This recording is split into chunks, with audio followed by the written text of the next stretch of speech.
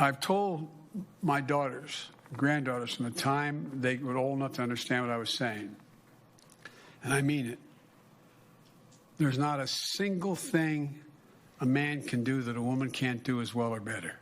Not a single thing.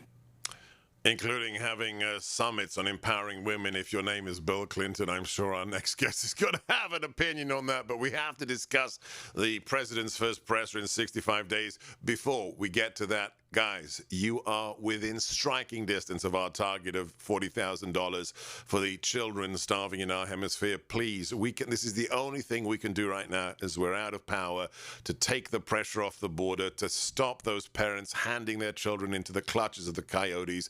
Please, please support Food for the Poor. They're feeding 1 million mouths every day in more than a dozen countries. Every child deserves our help. No child should suffer anywhere. Make a donation today in any amount, but $37 feeds a child for 6 months. 6 months. Be a modern missionary. Be a guardian angel. SebGorka.com. SebGorka. SebGorka.com. Right at the top, the Food for the Poor banner. Make a donation in any amount, or call them on 855-330-4673. That's 855-330-4673. 4673, sebgorka.com, and right at the top, the very, very first banner. Okay, she's a Fox News contributor. She doesn't even have a bio. What is it with her Twitter account? I guess when you have almost 500,000 followers, you don't need a bio because everybody knows who she is, and you better, because she's a powerhouse. She's a pistol. Lisa Marie Booth. Welcome back to America First. Sebastian, how are you doing, my friend? Much better for having you on this show. It'll help me recover from the... Was that a press conference? What was that, Lisa? I don't know. I don't know. But what I do know is if you were any adversary of hers, you were watching that press conference and you were saying to yourself, I am going to clean up over the next 4 years of this administration, because there's no way anyone can watch that realistically and be honest and say that Joe Biden has a handle on the presidency. I mean, the man was completely incompetent, could barely finish sentences. At one point, he had a reporters, fill him in on the words he was trying to say and finish his thought. And that's supposed to be our commander-in-chief? I mean, spare me. It's not projecting weakness or not projecting strength. It's projecting weakness. So if you're a Democrat voter who voted for this man, do you want your money back right now, Lisa? Well, I think they felt like they had no choice. I mean, orange man bad, right? I mean, that was what was pounded into them by the media who lied about President Trump for 4 years. And I mean, think about it this way. This is the one thing I was thinking about the other day.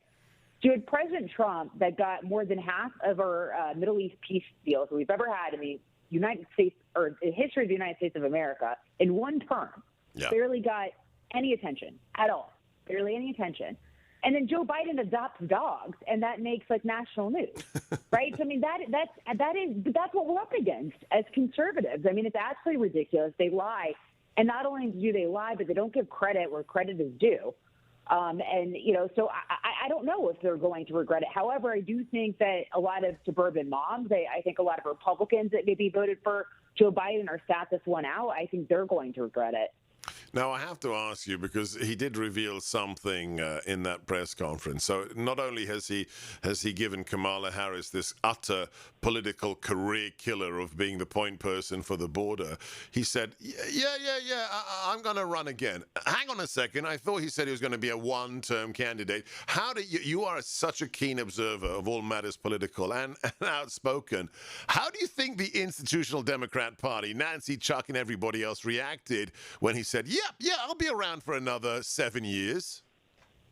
Well, I think they see him as an empty suit and a placeholder. I mean, even if he remains in office throughout the duration of his 4 years, I can't remember the specific numbers, but I know there was a poll not too long ago that showed, I believe it was the majority of Americans didn't think that he would finish, a complete term or didn't think that he would run again or something to that nature. I cannot remember, I'm off the top of my head right now.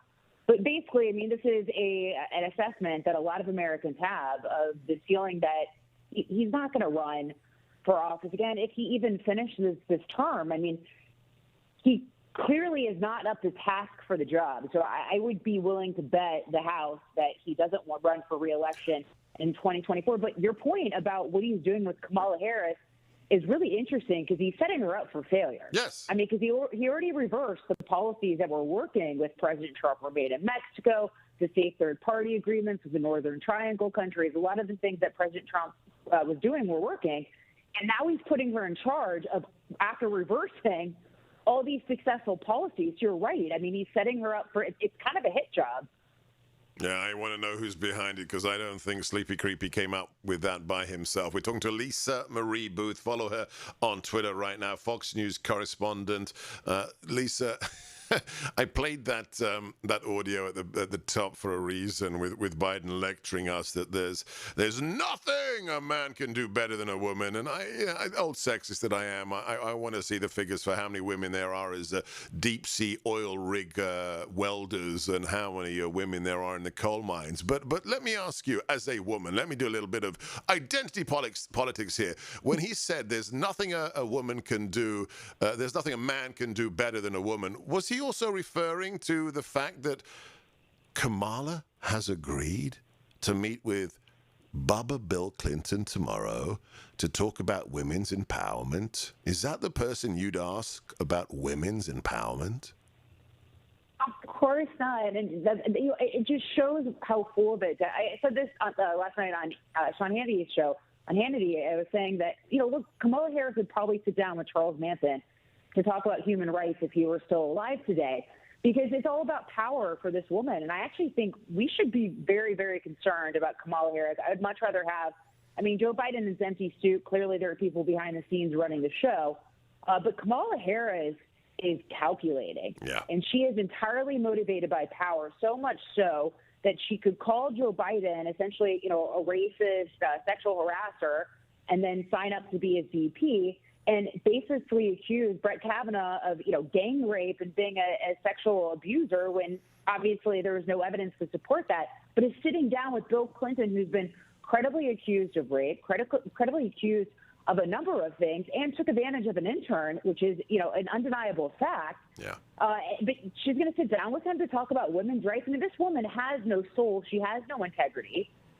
She is solely in it for the power. She'll do and say anything to obtain that power. And so she's the kind of politician that you really have to worry about because she's someone that, will take her knees out to get ahead. She'll Tonya Harding you. Tonya Harding, yeah, that is a good description. We've only got a few seconds left. You are very, very outspoken patriot, and I just want you in front of our millions of listeners. It's not just about Donald Trump. He's going to decide whether he runs or not. Is the GOP enough? Is it MAGA enough? Is it America First enough? Couple of seconds, Lisa. Well, I think that the 2020 election cycle, I think there's some people that probably need to go on the right. People like Liz Cheney that, probably need to go.